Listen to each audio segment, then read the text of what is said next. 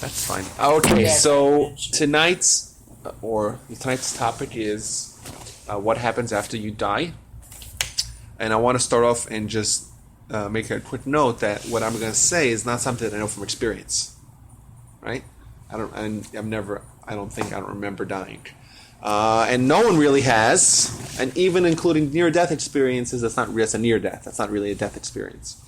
So the sources that we're going to use are Torah sources, and these are the Torah sources and the traditions that have been part of the Jewish philosophy, the Jewish worldview, the Jewish Weltanschauung for millennia. What was that? Weltanschauung? It means worldview. Okay, so why is it important to know what happens after you die? And that's a very, very important first step. It's, we're here, and our primary responsibility is what we need to do when we're alive. Why is it so important? Why is it important, or why is it important at all to know what's going to be when you die? So I have a few. I want to start off by saying there's a few. I think that the inescapable things in life, in the words of Benjamin Franklin, nothing in life is sure besides your death and taxes. Mm-hmm. Everyone is going to die, and a lot of people, and it's a great unknown. People don't know what happens. People are fearful, and the Torah tells us specifically a lot about what happens when you die, because it's important for us to know it. So we're all going to die, and therefore I think it's good for us to know a little bit about what that means. But I think more specifically, and I'll explain what I mean, the question about what happens after you die, after death, determines what has meaning and what has value in life. Say that again. I'm going to prove this point. But I think that what happens to us after we die, if there's life after death, then life itself has meaning. Okay. Now, if there's no life after death, there could be no meaning to life. Our actions cannot have real repercussions. This is an important point. If the world is fair, and we do believe that there's that there's reward and punishment, and people will be judged for their actions, and therefore there has to be life after death. It cannot be that Hitler and Mother Teresa are both the same. It's not possible, right? If life is to have meaning, there has to be life, or there has to be existence after we die. And I'm going to try to explain this point a little bit more deeply. So it's not just about curiosity, what happens after we die, but also it has a very practical implication on the way we should live our lives. Okay, so when we start talking about the question that first one comes to mind when you start talking about what happens after you die, there's two questions. First of all, what happens before you die? And also, what is death?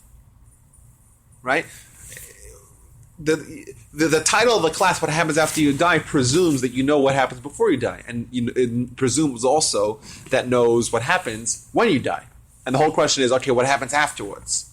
I want to backtrack a little bit. I think it's important to understand what happens after you die, especially from a Jewish perspective, to understand what happens beforehand and what changes when a person dies. And then subsequently we'll see what happens afterwards. Okay? That makes sense? Okay, so in Judaism we say that man is composed of a body and a soul. In Hebrew, it's a guf and a neshama. What we say is that, me, you, everyone that you know has a body, but also has a soul. When I say soul, I mean it's a spiritual element. It's a spiritual entity that encompasses the body and gives the body life, and gives the body consciousness, and gives the body the ability to live, to exist, to make choices. Now, a human, by the Jewish definition, has to be not the body alone, not the soul alone. Rather, the fusion, the mixture of these two things, of soul and body, that is a human. So, And that's a human when they're alive. By death, the definition of death in Jewish philosophy is separation of soul and body. And it's interesting that you say that, Dave. We don't view this is actually the Gemara. The Gemara says in Nida, we don't view death as the body dying and therefore the soul leaving. Rather, it's actually the opposite. The soul leaves, and therefore, as a result of no soul, it has no spiritual firepower, no spiritual fuel that gives it life, and it dies, and dies as a result, as a byproduct of the soul leaving. It's not like, the body has some sort of entity that gives its life, and you take that away, and therefore the soul says, I have nothing to do here. It's not like that. Rather, the soul is what gives the life to the body. It gives the ability to see, and the ability to have consciousness, and to make decisions, and to function. The second, the soul leaves, as a byproduct of that, in the Hebrew words we say, mimela, the body ceases to exist, and it starts decomposing, and it disintegrates. Okay, so that's very important. So we're composed of a soul and a body, right? What am I? Am I a body? Well, I have a body, but I'm not a body. Am I a soul? I have a soul. I'm not a soul. I am the fusion of the two. And this is a very important or unique phenomena because there is no other creature that has this mix. What I mean by this is the Talmud tells us that the soul is so pure. How pure is it? That it's compared to God himself and compared to the angels. On that level of spiritual purity is the soul. While the body, what is the body, right? It's dust and ashes. Right? You take a body and you put it in the ground, it decomposes, it becomes dust. That's what it is. Right? The lowest thing and the highest thing get mixed together. And that's a totally unique phenomenon. So much so that the Midrash in Parshas Pekudim, Midrash Tanchuma says that the soul and the body are at tremendous odds with each other. The soul is pure spirituality. The body is physicality, it's materialism. Right? It's the lowest thing. The soul yearns to escape the body. The soul cannot stand being harbored in a low base materialistic body. But God says you have to stay. You have to stay, and forces the soul to remain within the body. But despite the fact that the soul is so lofty, we view us, a human, can only be the fusion of the two. Okay, now that's when you're alive. When you're dead, what happens? The soul comes out, and therefore the body ceases to exist, and the body is interred in the ground. Now, very important that in Judaism, there's a tremendous transgression not to get cremated. Cremation is a terrible thing, and I'll get to it a little bit later because when someone is cremated, it's not so clear that they will be able to be resurrected. It's not so clear. That's why in Judaism, like if you know someone who's Jewish and wants to be cremated, try to convince them out of it. It's very, very bad from a Jewish perspective. So when the body and soul get separated, the body is put in the ground, the body disintegrates. What happens to the soul? But let's go back a second. This element or this separation of soul and body, how does that work? So we have the Talmud in Brachas 8a says a very interesting statement, and I'll repeat it verbatim. It was taught that there's 903 kinds of deaths. Don't think that all deaths are the same. There's 903 different kinds of deaths. Okay, fine. The best death, the best possible way to die is called nishika, which nishika means to kiss. And the worst possible way to die is called askara.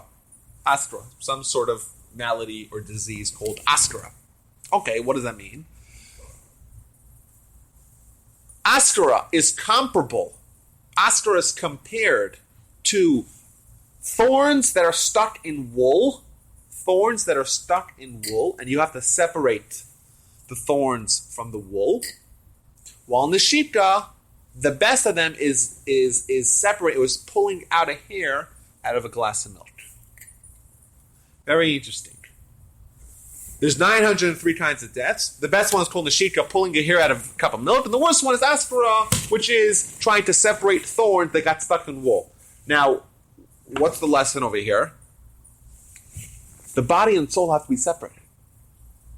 How much or to what degree are the body and soul connected? Better yet, to what degree do the body and soul influence each other? Our job, our responsibility, according to Jewish philosophy, is to make sure that our soul, the pure soul, influences the body. And not the other way. The body shouldn't influence the soul. What happens if the body influences the soul? They get intermeshed. And what do you have? To separate them is very hard. Right? It's very hard. And you'll have to pull the thorns out of the ball of wool. And you have little pieces of wool on the thorns, little pieces of thorn. A very, very painful, difficult process.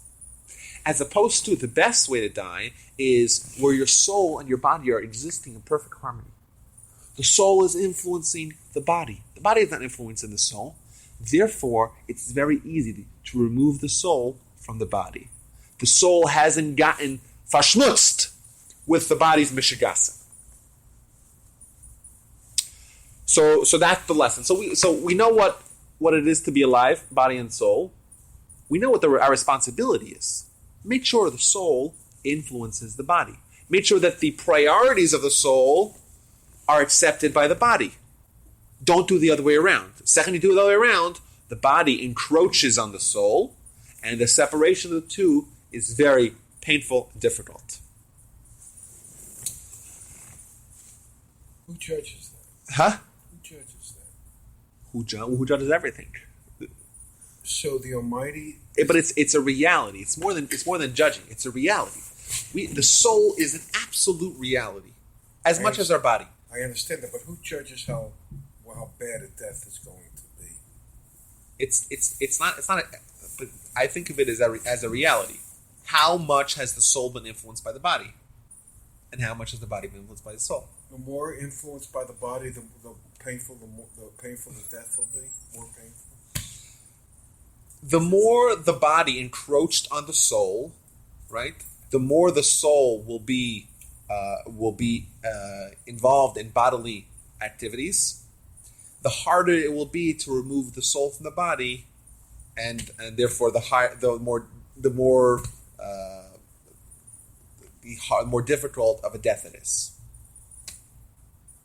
But I don't view it as a judgment per se, rather as a reality. As a reality. Now I want to say an interesting thing. So we said that the body and soul are fused together. The soul doesn't want to be there. God forces the soul to stay there. Our job is to make sure that the soul influences the body, not the body influences the soul. Our job is to elevate the body, to make the body, to take the mundane, the physical, and make it spiritual. That's why all our mitzvot are always involving our body. What are we trying to do with that? We're trying to have our body act on the desires of the soul, on spirituality. Our physical body will be elevated by the acts of spirituality that the body does. Our neshama, our soul, is influencing our guf, our body. Who was the greatest man that ever lived? Moses. There's a fascinating medrash that talks about Moses dying. Moses also had a body and a soul. Right? And at the beginning of Moses' life, his soul was totally pure. His body was like anyone else's body. But Moses spent his whole life having his soul influence his body. And there's a fascinating exchange in the Midrash, all the way at the end of Devarim, of Deuteronomy, where God is trying to take the soul away. And the soul says, I'm staying here. I'm not leaving.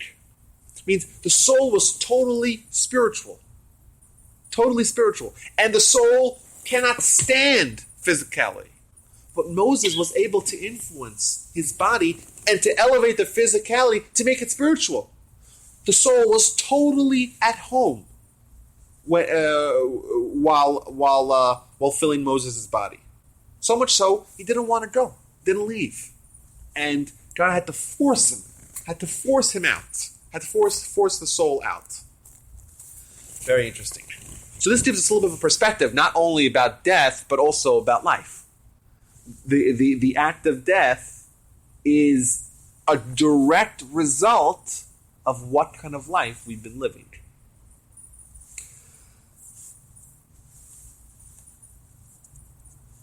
Okay.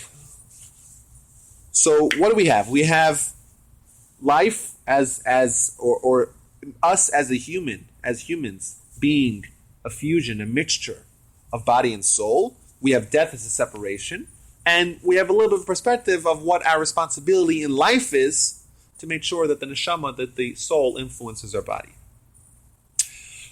What happens after you die? So the discussion of what happens after you die can only be dealing with the soul, right? What happens to the body? What happens to the body? It's put into the ground. It's disintegrated, right? It's eaten by worms. That's what happens. So the only discussion of what happens afterwards is pertaining to the soul. And why? And we say that the soul, the consciousness, lives on. After you die, you don't lose consciousness, right? You just don't have the physical tools to express it to humans, but you're as conscious as you were beforehand. Absolutely. That has never changed. That has never changed. But the entire discussion can only begin with the premise is that we're only focusing on the neshama, on the soul. And we're preserving the soul. Why are we preserving the soul? What's the value? What's the idea of preserving the soul? So, the body is thrown into the ground. Right?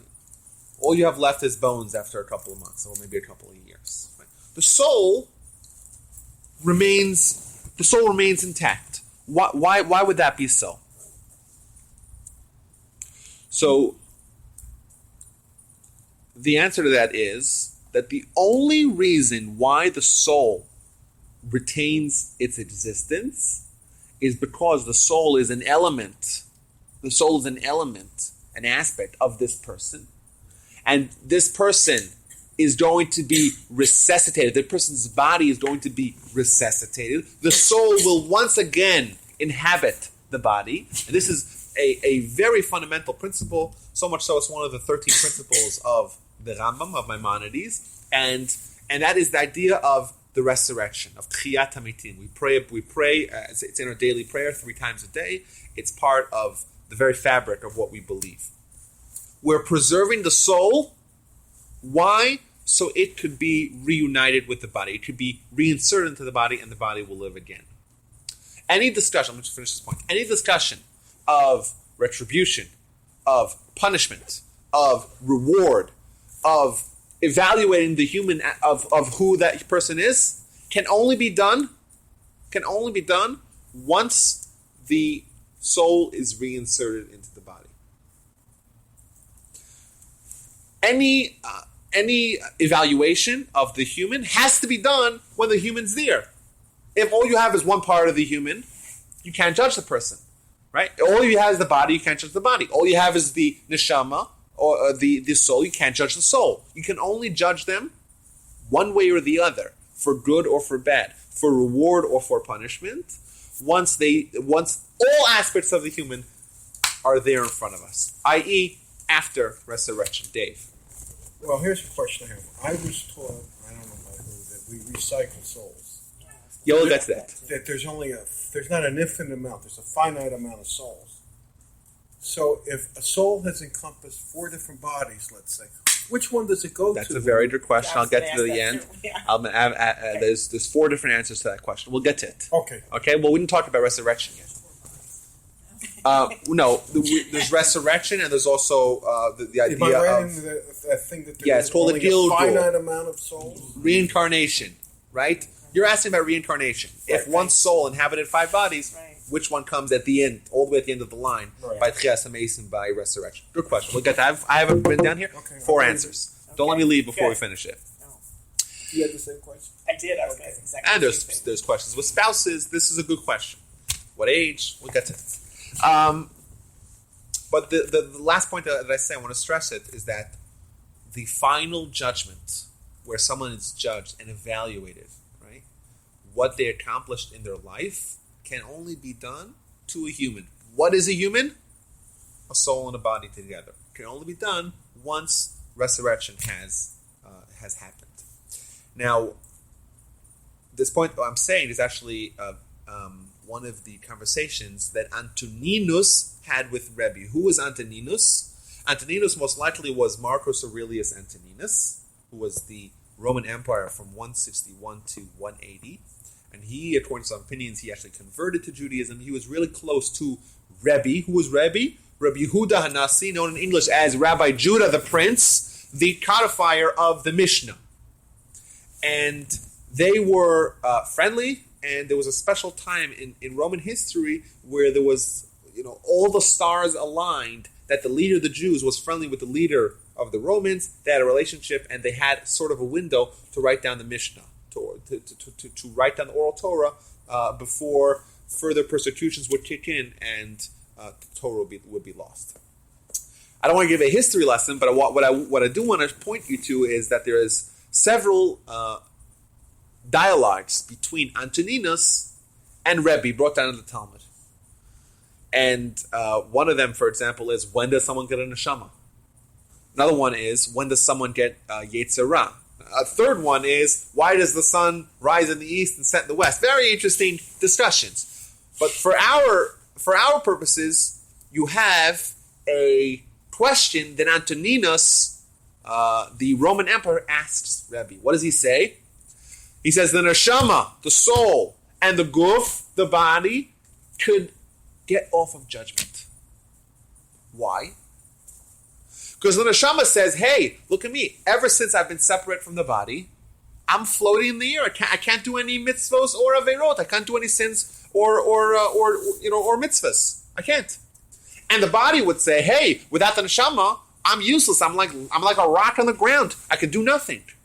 Right? So each one, the neshama and the guf, could say, to get off the hook. Each one would say, hey, the other guy did it. I couldn't do it without the other guy. So how can someone ever be judged? So says Rabbi, I'll give you a mush, I'll give you an example, a parable. Right? A king had a beautiful orchard, and he appointed 2 guards to watch it. One of them was lame, couldn't walk, and one of them was blind, couldn't see. And then one day the lame guy says, hey, I see beautiful fruits. So what did he do? He climbed on top of the blind guy, and he directed the blind guy, and they ate the fruits. And the king says, hey, who ate my fruits? Who destroyed my beautiful orchard? So the blind guy says, it wasn't me. I can't see. Right? And the lame person says, it wasn't me. I can't walk. How could I have gotten there? So what did the king do? He took the lame person, put him on top of the blind person, and judged them as one. That's the end of the story. And obviously, the example is that the body and the soul work very much like the blind person, the blind watchman, and the lame watchman. The body without the soul can't do anything. The soul without the body cannot do anything. They need each other, right? And comes along Antoninus and says, hey, individually they cannot be judged. Says Rabbi, yes, indeed. Individually, they cannot be judged. But what the Almighty is going to do is put them together and judge them as a single unit. And this is the source, obviously, for this idea, maybe other sources, that the body and the soul, for purposes of judgment, has to be done together. Okay.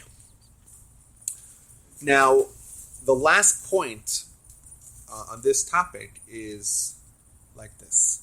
If you have a child, and you love that child, then what the child does has repercussions. If the child does good, right? You have to react. in a positive way. If the child is bad, you have to react in the negative way. If you don't love a child, if it's the neighbor's kid, you don't care what he does. Indifference. Indifferent. To be indifferent. Right? But if you love a child, if you care for a child, right, you have to react. Otherwise, it's meaningless. And similarly, for us to have meaning in our lives, it has to be that what we do matters, one way or the other. There cannot be indifference. If there is to be meaning in life, it has to be that when I do good, it matters. When I do bad, it matters. Right? Hitler was evil. It matters. Right? Mother Teresa, there's examples. She was good. It matters. Otherwise, there's meaninglessness. It has to be that we are rewarded for our good and we're punished for our bad. Because otherwise, there is meaninglessness in life. And that's why I said at the beginning, the discussion of what happens after I die really determines what has meaning in life. Because after I die and I'm to be judged, how am I going to be judged? As a soul and body together, right? And the ultimate judgment will only happen post-resurrection. But this has heavy implications in our lives. Because of that judgment that's going to be in the end of days. That's going to be once our souls and our bodies have been reunited.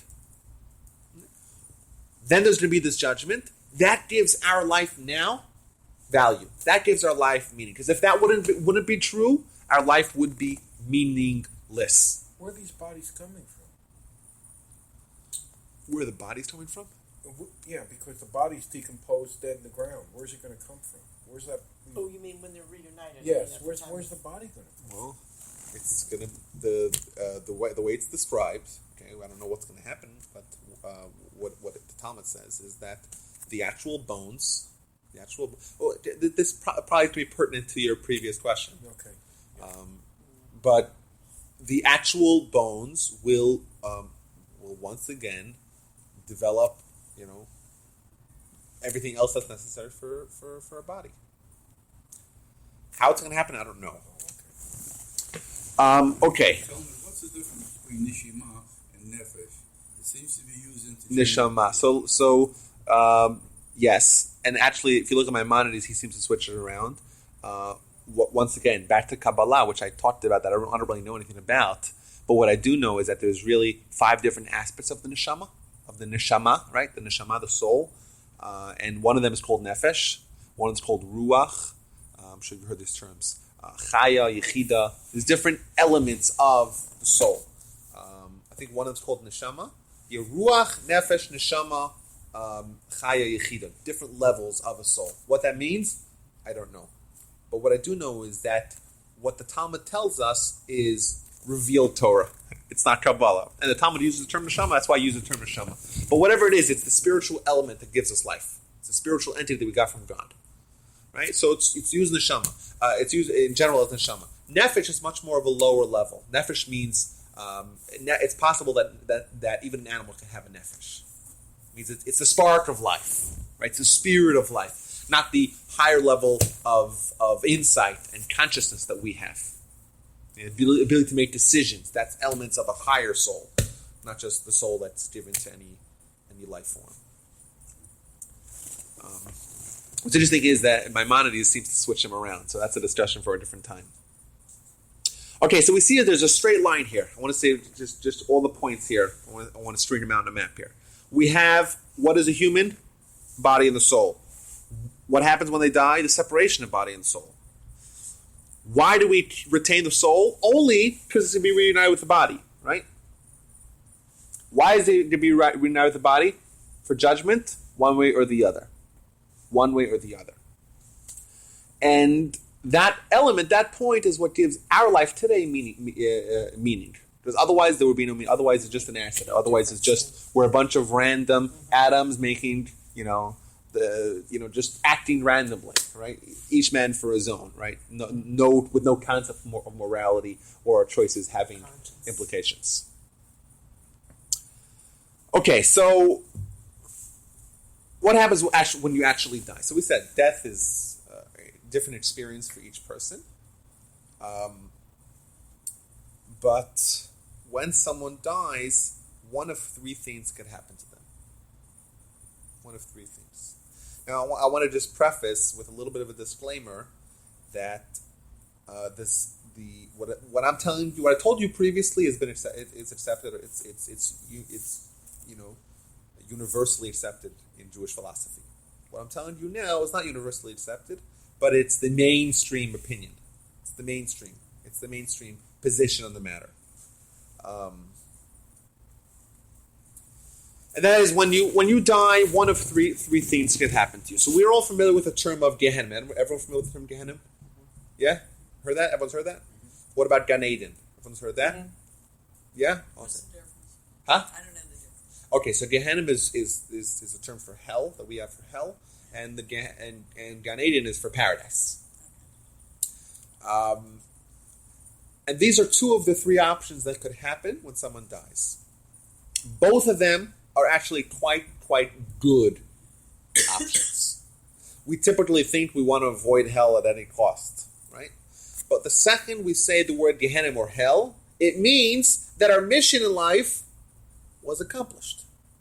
Our mission was accomplished. The idea of eternal damnation, of being punished forever, that's not a Jewish idea. Even if someone ends up in Gehenom, in hell, in purgatory, there is a maximum amount of time that person can be there. And that is a total of 12 months, a total of a year. That's the maximum. That's why when we say Kaddish, right, when a parent dies, they say Kaddish. How long do they say Kaddish for? A year. What? Actually, they said only 11 months. Why do they do only 11 months? Because we assume that the person is not totally wicked and therefore gets out after 11 months. But the idea of this never-ending loop of pain and torture is not what Gehenom in Jewish philosophy means. Now, like I said, if you end up in either one of these two places, it's really good. If someone ends up in Gan Eden, someone ends up in paradise, the Garden of Eden, right? Why they end up there? Because A, they fulfilled their objective in life. B, they have absolutely nothing wrong with their soul. Their soul has not been tarnished at all by their body. Perfect. Right? So what happens to it? It gets placed in Gan Eden. What's Gan Eden? What's paradise? Does it become an angel? No. Who said that? What's paradise? Yes. A pleasurable place. Is that the ultimate? Don't. It's like a holding place until you get to the world. It's a very, very pleasant waiting room. You cannot receive reward or ultimate reward. Why? You can only get that once the body has been reunited with the soul. Oh, okay. Right? You cannot have that. It's a very nice place to be, very pleasant, but all it is a glorified waiting room. Gehenom, if someone ends up in Gehenom or in hell and purgatory, what does that mean? It means they accomplished what they need to do in life, but their soul has some blemishes. It has some imperfections. It has some residue. It has some residue of the body. And what has to happen? That has to be power washed. That has to be cleaned off. That has to be removed. Then you go to paradise. And then, once it's done, so it could be a month, it could be a day, it could be an hour, it could be 11 months or 12 months. Once that's done, right? Seems like it's not a pleasant process, but once that's done, you get moved over to the glorified waiting room, and so those two things are very good. Does anybody go right to paradise? I don't know. Maybe Moses did. Right? Well, yeah, I'm sure, yeah. The people that didn't sin, great people. Yeah. Everybody sins, though, right? Yeah, but people do tshuva, right? People repent, right? There's repentment, and there's atonement, there's forgiveness, and even if you sinned, you could have that washed away. You have the blemish moved away from your soul. It's possible. That's what we believe. That's what tshuva. That's the brilliant idea behind repentance. Is this idea that even though there is an actual blemish in someone's soul, it could be cleaned off. It could be removed. It could be. It's not even white out. It's not like there's the blemish. Oh, you cover up the blemish, you don't see it. It's totally removed, totally forgotten about. So those are two of the options.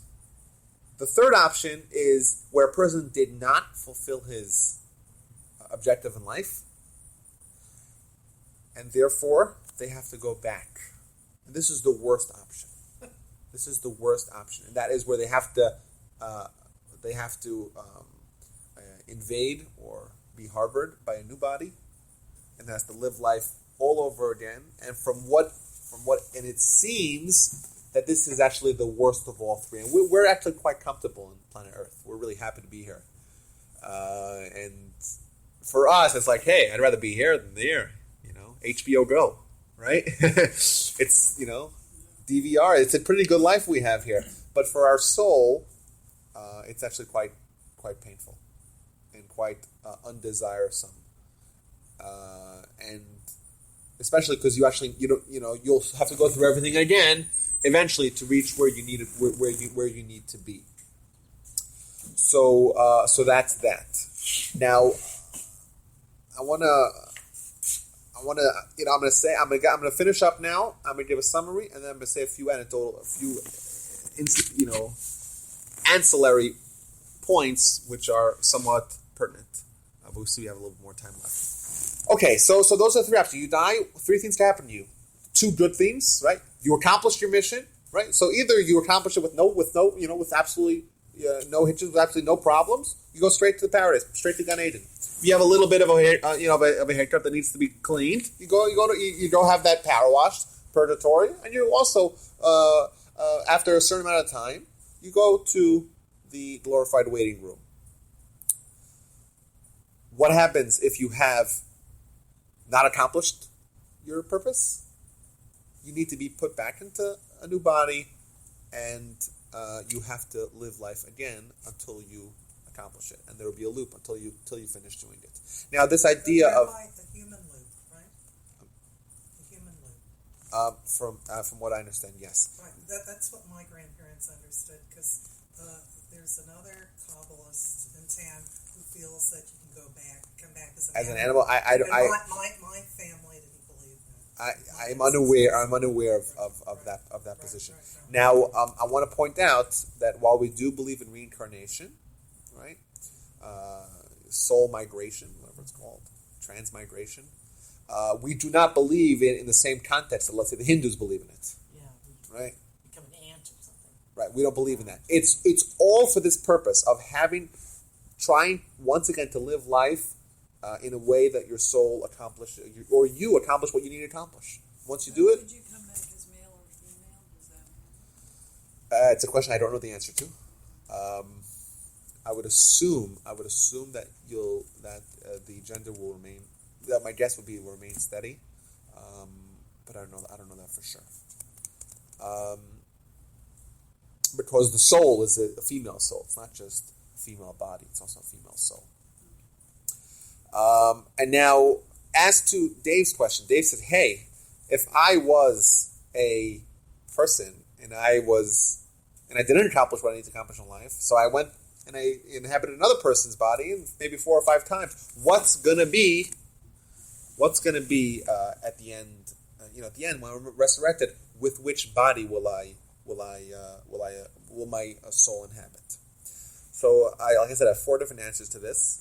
I believe that we'll probably find out what really happened, but I don't know. This is. I think all of them have validity. So the first answer would be that it's the first body.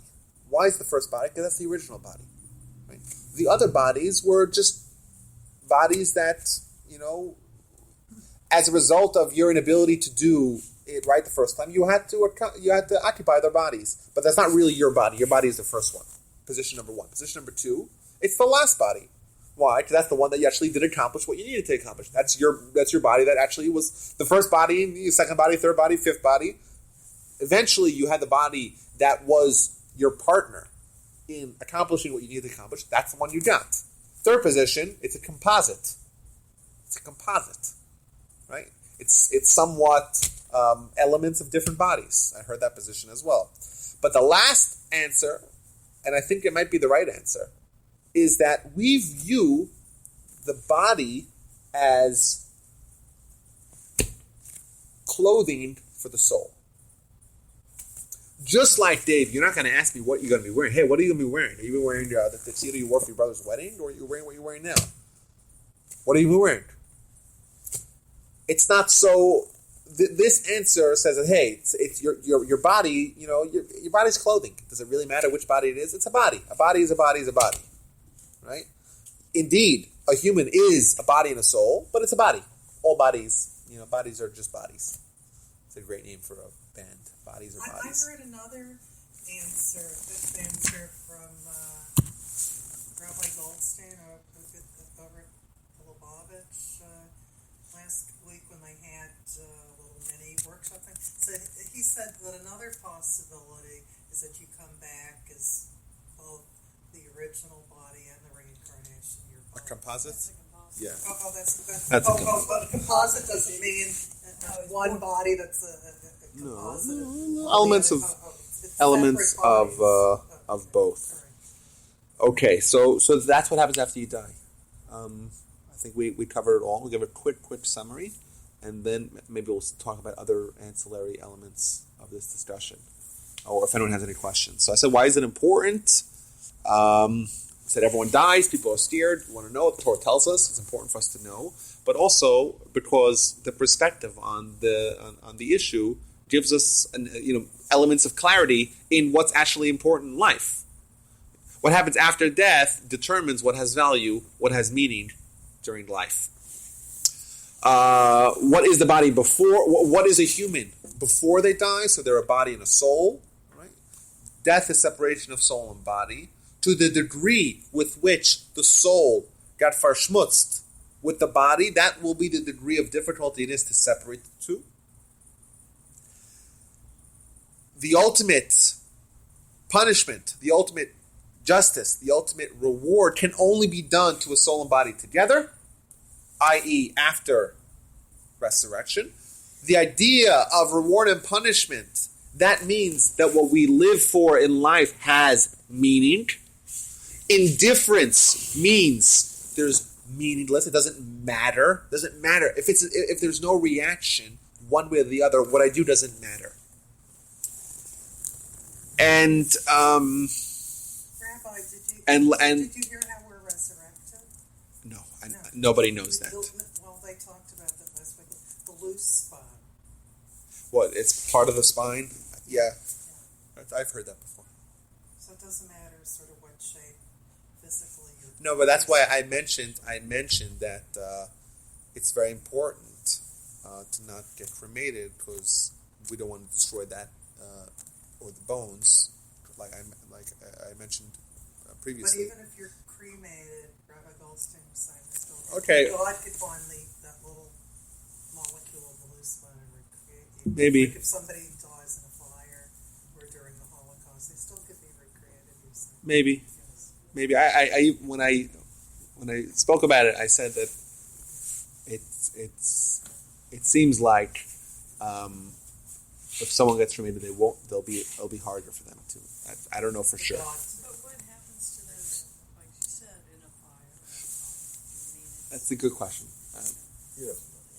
Yeah, and I don't think anyone really does, unless it says it somewhere specifically.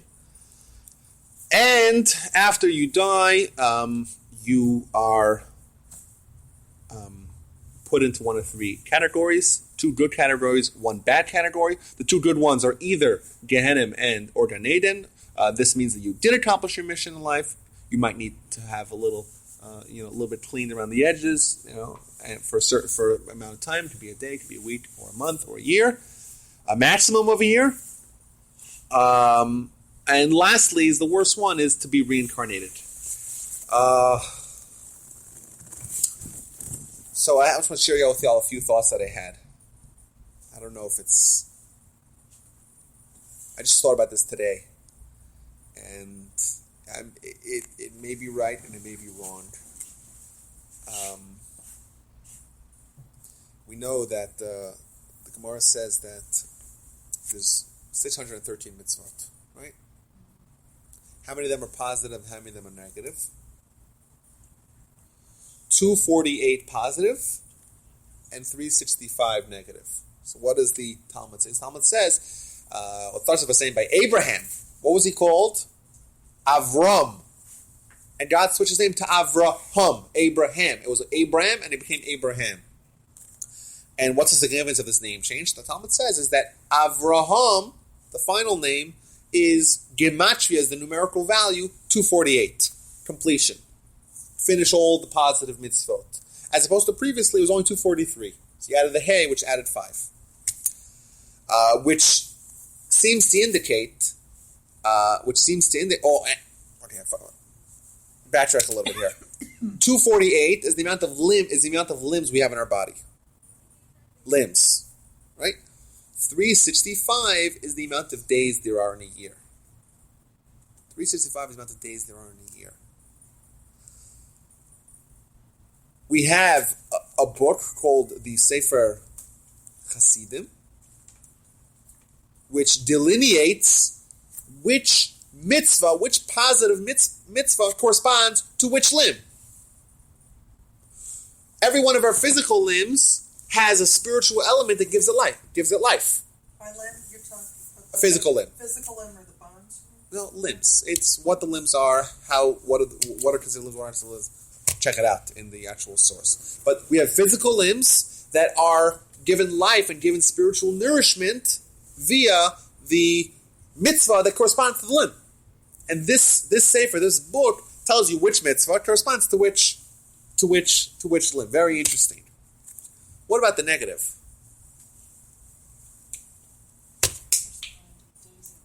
Days of the year. So my thought was today, maybe, what's the maximum amount of time someone can spend in Gehenna? 11 months.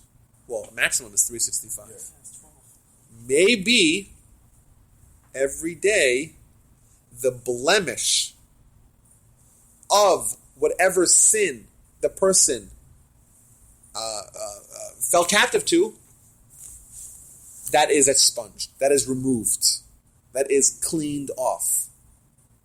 So what's the maximum amount of time someone could spend there? 365. That was my thought today. I don't know if it's right or wrong. It was my thought. I have to investigate that. So probably you would be reunited with your soul in a good body, not a frail or sick or Yeah. diseased Yes. Any What of if someone those had a kind of disability? bodies These are also the questions that are not answered. What if someone had a disability?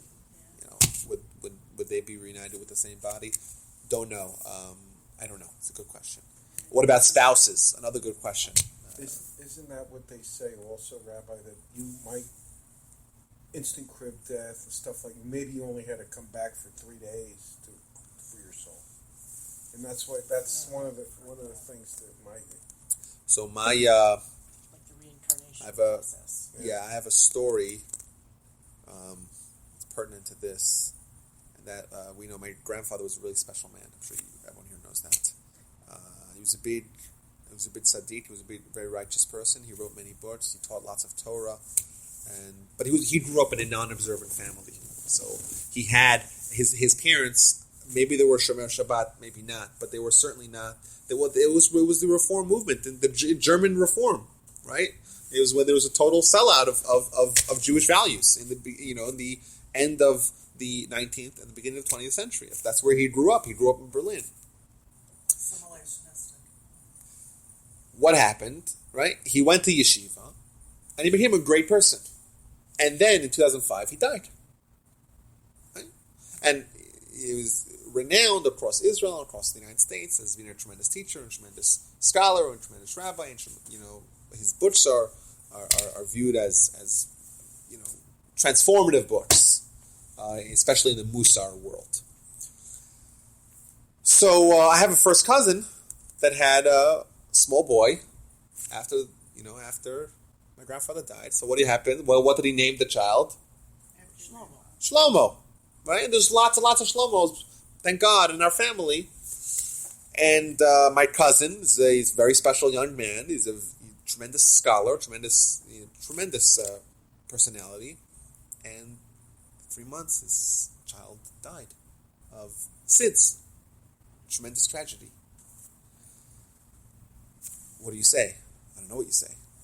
But my uncle, so this is in Israel, my uncle in New York, he wrote him a letter to try to console him. And in his letter he wrote that Saba, my grandfather, he was a very special man, right? But there was something missing. What was missing? The fact that he grew up, his birth and his was not done in a Torah fashion. So he had to come back as a small child, right? And have just that one thing that he was missing.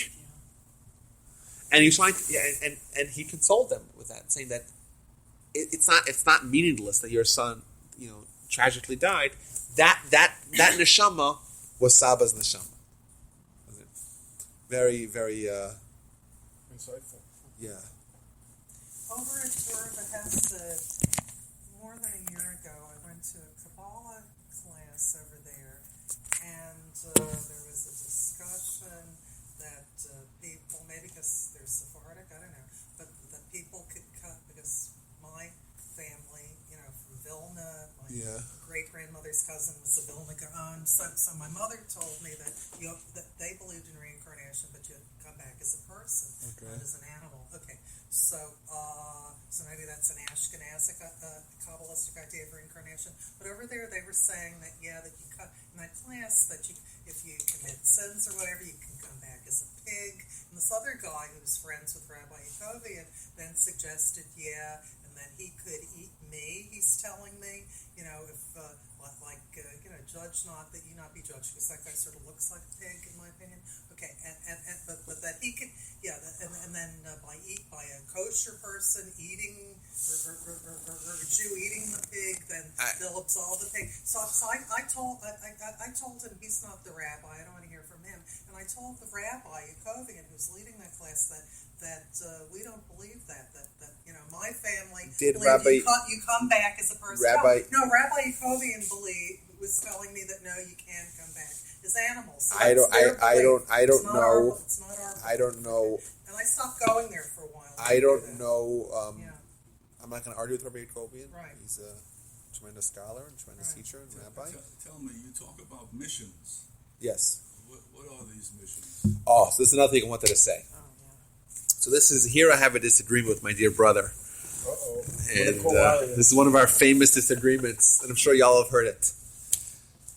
We have a Gemara, a Talmud, right? I'm going to present my opinion, I'll present his opinion. And the Talmud says that a child is about to be born, and they make him swear. And what do they tell him? Veheveh yodea, I'll translate it. You should know Shehakadosh Baruch Hu, that the Almighty is tahor, is pure. Umisharasav, and his servants, i.e. the malachim, the angels, they're also pure. Taharim. Uneshama shenasan b'cha tahori, and your neshama is also pure. Right? Im atam mishamra b'taira muta. If you preserve it in its purity, good. V'im lav, but otherwise, I'm going to take it away from you. That's what they make the child swear. This is in the Talmud, Nida 30b, right?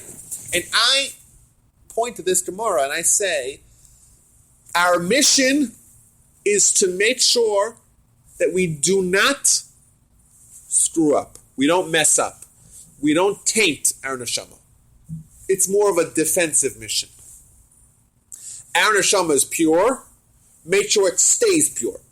Our neshama is complete. Make sure you don't mess it up. That's my position. My brother says, no. The neshama is born incomplete. There's something missing, right?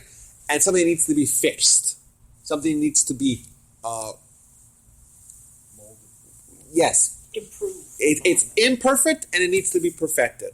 According to his position, what would the imperfection mean? It would mean a characteristic imperfection. It means it would be the idea of keeping the Torah, of keeping the mitzvot, of not doing sins, right? Obviously not to preserve the purity of the soul, but also to make sure to fix the character flaws. That's what Musar is about. That's what Musar is about, fixing character flaws. So then he believes that you can't have No, a so perfect soul unless you have some type of Musar. Well, Musar was the tool that you would use to perfect your midot. But in truth, our argument is really academic. Why is it really academic and not really practical? Everyone agrees you have to work on your midot, on your characteristics. Everyone agrees you have to do mitzvot, right? The only disagreement would be, why? Do I have to do it to achieve a positive effect, or do I have to do it to avoid a negative effect?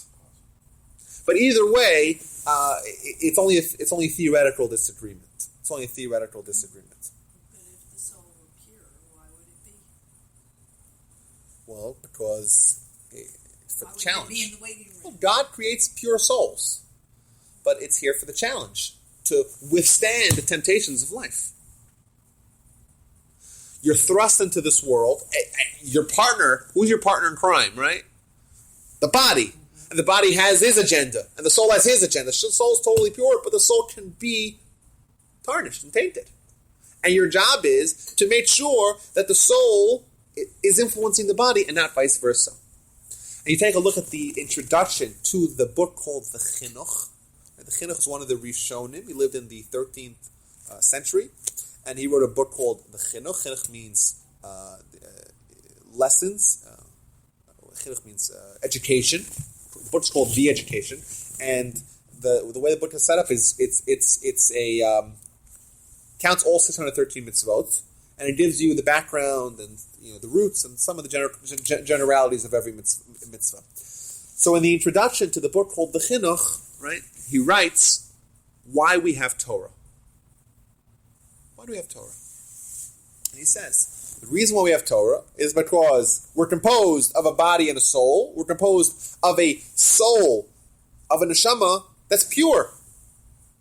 So much so that it's compared to God and the angels in the aforementioned piece of Talmud. While on the other hand, we have a lowly body. And somehow, these two things are mixed together, fused together. And our job is to make sure that the dominating factor is the intellect, it's the soul, is what's rational, is what's correct. It's not what's fleeting and base and bodily activities. And he says the Torah is here to help us sharpen our intellect, sharpen our soul, right? Make sure our soul is strong and ready to dominate over our body, right? The Torah is here as a mechanism that we could use to make sure we're successful in this grand battle that is our lifetime, the battle of the body and the soul. Rabbi, the good inclination and bad inclination, is that in the soul or is that the body versus the soul? Good question. With regards to the good and bad inclination, right? The Yetzer Tov and Yetzer Ra. So the Yetzer Tov and Yetzer Ra are not essential to human. You are a body and a soul. That's what you are. Okay? You have influences. These are not essential to who you are. These are influences. That's why they called Yetzer. Yetzer means it's an influence. Right? It's an inclination, something to incline you. These are forces, elements you have to contend with in life. And the influence could be something which is totally external to you. You see something, you want something, right? You're directed in different ways as to the influences and the forces that you encounter in life. But that's not who you are. Who you are is body and soul. Your job is to maintain the purity of the soul while influencing the body, elevating the body. So right? the Sahara and the Yetzer Tov don't have to do with free will, like No. the angel on one side of your shoulder and the devil on the other. That you see stereotypically on little Yes, American movies or TV shows. The Almighty placed us in this world to make choices. What kind of choices? Moral choices, right? Therefore, we say that our entire existence is only in order to make these choices. That's what we're here for. in order to present as many free will choices as possible, we have different influences that place us in different scenarios. We'll have to make moral choices. External and internal, right? The internal turmoil of who are we? We have the body and the soul. And we have this. They're enmeshed. They're fused.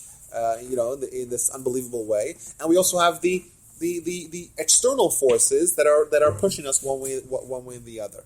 And we have the Torah, which is our key to reigning our intellect, our neshama supreme. And I'll tell you what. Last thing with this we will end is also just pertinent to this discussion. The Midrash says that the tzitzis, right, the fringes, they are very much have to do with mitzvahs, right? Like the gematria of tzitzis is 600.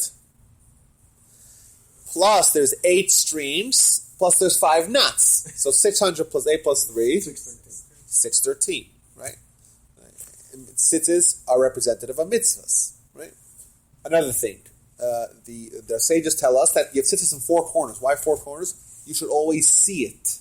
Anywhere you turn, you see it, right? Uri-itemoto, this is the verse in Deuteronomy. You'll see the tzitzis, and you'll remember God, right? And you'll remember the mitzvahs of God. Uri-itemoto, you'll see uschartem is kol mitzvot Hashem. You see tzitzis, you remember the mitzvahs of Hashem. The Medrash says is that the streams of tzitzis are comparable to someone who was on a ship and went overboard. Right? You have someone who's on a ship, and they went overboard. What happens? The captain of the ship throws them a lifeline, a string. Right? And the lesson here is that we're in life, we're in the sea, the raging sea. We have all these challenges, right and left, and all these moral choices that we have to make. We don't want to drown. We don't want to fail. So how are we possibly going to be successful? We have the string. So God throws us a string. What are these strings? The tzitzis, or represented by the tzitzis, which are the mitzvahs. And the mitzvahs are going to help you avoid sinking in the treacherous waters that is life. So that's very similar to what the Chinuch said that the Torah and the mitzvahs are there to help us in our life's challenge. Thank you all. God bless y'all. If we could please